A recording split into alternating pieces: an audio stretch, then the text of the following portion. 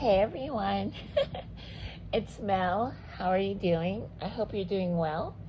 I just came back from my friend's birthday. I'm really tipsy right now. I'm not even gonna fucking lie to you guys. I really do like sweet cocktails. You know, whenever like the sweeter they are, the harder it is to tell um, how much alcohol it is in it, and then you just keep getting more. But it was just a really fun night. Actually, it was an entire day thing. It was for my friend's b-day, and in the morning we went to like the aquarium just to look at a couple of sea animals and shit. You know how that goes. um After the fact, we went to a cafe for brunch, and then after that we went on a tour, and then after that, and I was already exhausted by this time, but I was still looking and itching for some more fun. So we went to this nice bistro slash jazz thing in the evening, and I ended up doing a lot of dancing, which I'm very exhausted with, after we went to the club after the bistro. And so it was this whole thing. My friend is really annoying. Like, I'm not gonna lie. Like, she's my best friend. I've known her for more than 10 years. The problem is when she, like, celebrates, she likes to celebrate. You know what I mean? And it kind of makes sense because it's her 30th birthday, so I can understand why it's such a huge deal for her. But yeah, I am definitely exhausted. But in my tipsiness, I wanted to make another video about something that I had in mind, which is, well, Mel, how did you find your sugar daddy? Which is a question I get asked a lot. And I think I get this question asked because, my friends often see the presents that I get from them. They know that my rent is fully paid by them. They know, I was able to pay off my college loans by them, and then I used their extra money for strictly investment purposes. Like the money I make myself, I have a job, by the way. I have a full PhD. I got it in my mid 20s. I was like a nurse since middle school. So, I truly believe that girls can be nerds and working women and have sugar babies at the same time. I don't think you have to pick. The thing is, though, the sugar daddy money is what I use for like upward mobility, paying off loans, investing, different things like rent, like the non-essential stuff. And then when it comes to like things that I want to spend money on, like the purses that I like, the trips and everything, and stuff like that, I spend with my own money. For me, I'm not really one of those sugar babies that like trips and things like that. I don't really give a shit about that. I do go on trips with my sugar daddy. He is Jewish. Well, I have more than one, but my main one is the Jewish guy. But more often than not, I just like receiving cold hard cash to use for whatever purposes that I want. I am really close to my sugar daddy. I've known him for a while. We talk often, and I don't hate talking to him, which is one of the upsides, because I do have friends of mine that are also sugar babies, and they cannot stand their sugar daddies, but they pay like a shit ton of money. So it's like this weird dilemma that they're trapped in, and I always find that hilarious. But for me, I think it's a win-win as long as they're getting their bag, so I don't mind. But yeah, my friend does ask often, about where I found him and things like that, and wants advice on that.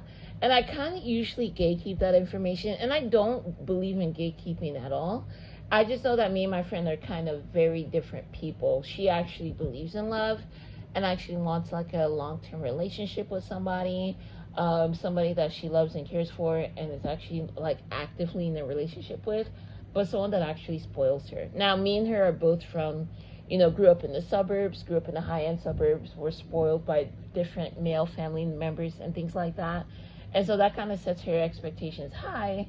The only problem I have with her is that she actually wants like some lovey-dovey nonsense that I think is just not worth it personally. So I tell her some of the things, but not everything. But I don't think finding a sugar daddy is that hard. One of my lesser sugar daddies, and I know that sounds awful, but I mean like the lesser ones, so the ones that I haven't, that I don't really talk to often, the ones that really kind of know their place. And and don't really overstep any boundaries or anything. Well, none of them do. But the ones that really are, how should I put it? I guess lower level is a good way to put it. Like, even if like their output is the same, they're not somebody that I speak to often, unless it's like a specific rendezvous, let's say. The way that I met them is with different things. So, a different methodology. So for me, I use sugar daddies for upward mobility strictly. They pay my rent, but also I use them to pay off my college loans, and I've also used them for specifically investing. I never invest with my own money, ever. I always use the sugar daddy's money, always. And then, like with the job that I have, so I do make six figures. I have a PhD uh, in a field that is related to tech. I've always been a nerd since middle school, and I totally believe you can be a nerdy academic bitch or whatever and still have sugar daddies. They're the ones that have paid a lot of my tuition. So I don't believe you really have to pick. And so I always use them for those purposes, and then like for travel and things like that, of course.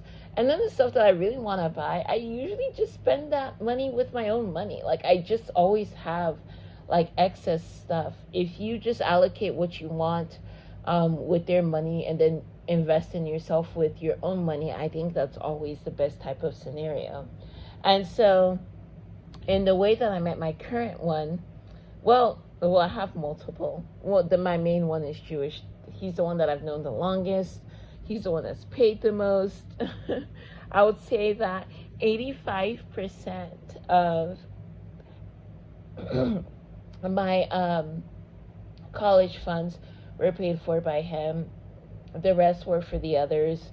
I would say, though, that the way that I've met my most recent one was the way that I've met all of them, which was in person. One of them I met online. Overall, though, you do want to meet them in person. That's the easiest way that you can seduce people. You can, use your womanly woes to seduce them, your body language and everything. I just think meeting in person is always more better. More better. Again, I told you guys I was tipsy. You better not judge me for this video. I won't allow it. Anyways, enough being said. Don't worry, I'll leave the timestamp in the comments of when I actually start talking about when I met my current sugar daddy, so that you guys don't have to listen to this drunken rant and introduction or whatever. Don't worry, I got you guys. I got you guys. So I was at a conference in my field. So I don't know if I elaborated earlier, but my field is specifically related to tech. I do make six figures a year. I don't regret going to school at all. It was a pain in the ass, but ever since middle school, I've always been a nerdy bitch, and that's something that I've always wanted to do. And so I do have money for that, and I do go to conferences related to my job, give presentations, this and that. And so at a conference, they pay for you. They completely supplement the place that you stay. So I was at this really nice fancy hotel. They covered our meals and everything. So I was just staying at this really nice hotel, Crown Plaza, I believe, if I remember, because I've stayed at so many of these that they started to all look and sound the same, to be honest with you. But they really have really fancy restaurants at the lobbies of these restaurants, or at the lobbies of these hotels, or it's like at least attached directly to that hotel. And so it's very easy to just sit there, and whoever comes in is somebody that is most likely able to afford the shit that's in there. So I was at my conference and I needed a break, so I went to the hotel restaurant, which was one of those really high-end fancy restaurants / hotel kind of jigs. And I was there, and then we were talking. I was talking with the waiter, and I got like very established good rapport with the waiter. And there was these three older gentlemen beside me, and they were just talking to each other um, about different things. And one of them made like a joke, and I ended up laughing. By the way, this was when I had like a cocktail. I was eating charbroiled oysters and some other like nice fancy shit. I just literally ordered it because I was like, hey, that sounds fancy, so I'm gonna order it. And that's one of the benefits of having a shit ton of spare money around, is just being able to do that type of shit. Um, and they turned out to be good. So I highly recommend trying charbroiled oysters from very high end restaurants in the South. But that's another talk for another day. Anyways, um, he turned to me and he started striking a conversation with me. The other two gentlemen chimed in every now and then, but I could tell this guy was really interested in me. Throughout the conversation, he could not take his eyes off of me. And here's the thing, guys, when it comes to finding sugar daddies, you don't necessarily find them, they find you. And you can completely tell by their body language, how they look at you, the way that they act, how enamored they are by everything that you say. And so, he was asking me different questions and stuff like that. And I told him, he actually asked me about like, relationships I've been in. And I did tell him about my ex. One of my most recent ex was a lawyer. He was a high-end lawyer based in the Midwest. And, it didn't work out because he just simply wasn't giving me what I wanted. And he like turned to his other buddies and was just like, whoa, this chick is expensive. And was just like, she is, this is not just any random chick that I can just hit on and do some things. By the way, they were all married. And if you have a problem with that, just fuck off. I really don't have time for that. I care about money, especially as a woman of color. I want that in my pocket. I am literally owed that, especially since the world is literally built against me and against my demographic. I think our demographic deserves to be selfish more than anything. So I don't give a shit about a dude that's married or not. I care about what he can do for me and, how I can benefit from it. You know what I mean? Anyways, we were just talking, and he one of his other friends was being like microaggressive. That's kind of inevitable as a black woman. So I completely ignored him and didn't even pay attention to him, and was just talking to the main dude. By the way, all these dudes were white, and the one that was actually talking to me was the most attractive one. He was actually fit. Him and his he was there with his brother and one of his friends, and both of them were kind of like, they had a beer belly. They were all older gentlemen. But the other two did not take care of themselves, and one of them was balding. The dude I was talking to had like silver hair, blue eyes. He was fully fit, and he was just older. That was the only difference. But he was the one that was like trying to, pull me into the conversation. There was actually another girl there that was from Lithuania, and I actually spoke to her. Gavriyu Paruski, and she knows Russian too. And so I was speaking to her in Russian a little bit sometimes. The other dude was interested in the Russian chick, and the main dude was interested in me. And so we just talked about different things. He talked about, have you been to the Kentucky Derby? Would you like to go? And all this other stuff. And, I entertained him. And then he said, hey, look, I got to go with my brother for a while, but, is it okay if I come back down? And stuff like that. And I was just like, sure, but I don't know if I'll still be here. And I was being honest because I was invited to a concert around this time of the conference. You just meet random people and make different plans. And I made plans with this one person to go to a conference that I was considering going to. So I was honest. I was just like, look, I don't know if I'll still be here. And he just gave me his card and stuff. And then I said, look, I don't really reach out to guys, but I can give you my email, not number. Ladies, please guard your number with your life. But I gave him my email, and not even one that I use often. It said you can message me there and this and that. And he said, well, would you actually respond? And I said, there's only one way to find out. When a guy knows that, number one, you're expensive, he knew that from my ex, and I made sure to strategically drop that detail when he asked about that. And number two, when a guy knows that, like, you don't really care whether or not he reaches out to you, that makes him want to reach out to you all the more, especially if he's very attracted to you, and you can see in his eyes he can't take his eyes off of you. You can follow his eyes and see him checking out your tits and other parts of your body, but also if his eyes are just trained on your face the entire time. So he ended up reaching out to me. He really did, and I was actually surprised by that. And I was like, okay, because a lot of these guys are full of shit. Rich dudes that have companies or properties or whatever that travel around and go to conferences of their own, go to these nice hotel bars slash restaurants, and talk to women all the time. Even if they say they won't cheat on their wives, they'll do everything under the sun. I don't believe them. They just say, oh, well, we just talk to other women for fun. I don't believe your ass. But either way, it's not my problem. And so he did reach out, and we did end up meeting up again. We went on like a really nice trip.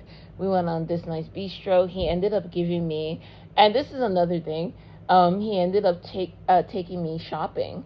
And so this was the part that was actually surprising to me, because sometimes I just expect cold hard cash, but he was just like, no, let's go shopping to specific places. And I was just like, okay. And so we went to the places that I wanted to go, and got the stuff that I wanted to get. And honestly, this sounds weird, but a lot of the places I like to shop in is online. And there was this $500 dress that I really wanted, but I didn't want to use my money to spend it, even though I could afford it. That's the thing that's the kind of mindset you have to get into, by the way. If you're a sugar baby, you're like, okay, I can afford this, but I don't want to spend my own money on it. I want another man to spend money on it. You know what I mean? And so, I was just like, yeah, we can go in person, but there's these online boutiques and stores that I'm really interested in. These really nice watches that I like, these really nice dresses that I like, that are like $500 to like $1,200 or whatever, that I would really like for you to buy, and stuff like that. And so, we went on that, and he said that that's how he was raised. He was always raised to take the women he was dating with out, shopping and things like that. And he claimed to be a Christian, but at the same time, he's like spending money on this strange woman, this strange woman of color he met at while I was at my conference. I don't even remember what the fuck they were doing. I think they were at their own adjacent conference or just having a trip down there. I don't even remember. But they say that they're a Christian, but they'll spend money on these women and things like that. So I'm just like, hey, whatever helps you sleep at night, my dude. And so, he said that was how he was raised, and I wasn't complaining about that. And so I got that from him, and to this day, we're still in contact. Now, this situation with the whole conference thing happened a couple of months ago. I think maybe 6 to 8 months ago. I don't fucking remember. Some of these dudes are so transient in my life that I don't even remember. And no, in case you're wondering, I'm not fucking these dudes. So shut the fuck up. Well, some of them I am if I want to, but you don't have to if you don't want to. And that's the thing I really want sugar babies to know, that it's not a thing for everybody. I feel like if a woman is not in a position to really know her worth and to not sell herself out for certain situations, that this isn't really for her. And that's okay. But this channel is for women that have at least done it some, or do want to get into it and are very confident that they are able to fully do it. And have the emotional capacity to just not give a shit about any of these dudes, not feel guilty, not fall in love, not assume that none of these people have ulterior motives or anything. I've lucked out, in my opinion, because I've heard some horror stories, but maybe my discernment is just that good. But yeah, I would say that first and foremost, and when you're meeting sugar daddies, it's best to meet them in person. Sometimes it's a completely accidental situation that just kind of falls in your lap, like it did for me. I literally wasn't actively looking. I was just reviewing the computer science uh, data from somebody who presented earlier while I was at a bar, and I ordered like a martini or something, and I was listening to these dudes, and just one laugh made them turn to me and start talking to me, and it just kind of went from there. So there's a lot of those that are in person. I've had like one or two online. I would say that your main bet is to do it in person. So I'll talk about more of this later. Just kind of wanted to go on a little mini story time about how I met one of my current sugar daddies, and how, well, I wouldn't say this is an instructive video. It's just literally a story time, and just like an introduction, I guess, into me and my friend hanging out, and me just coming home tipsy as fuck, and having this story on my mind to tell my channel followers. I think I may start uploading daily, so if that's something you want, please comment on that. And I'll talk to you guys later. If you want to hear any other stories, and trust me, more sugar daddy stories and more sex work stories or whatever you want to hear is coming up, and I think you will really enjoy, and I really like to hear your stories and stuff like that in the future.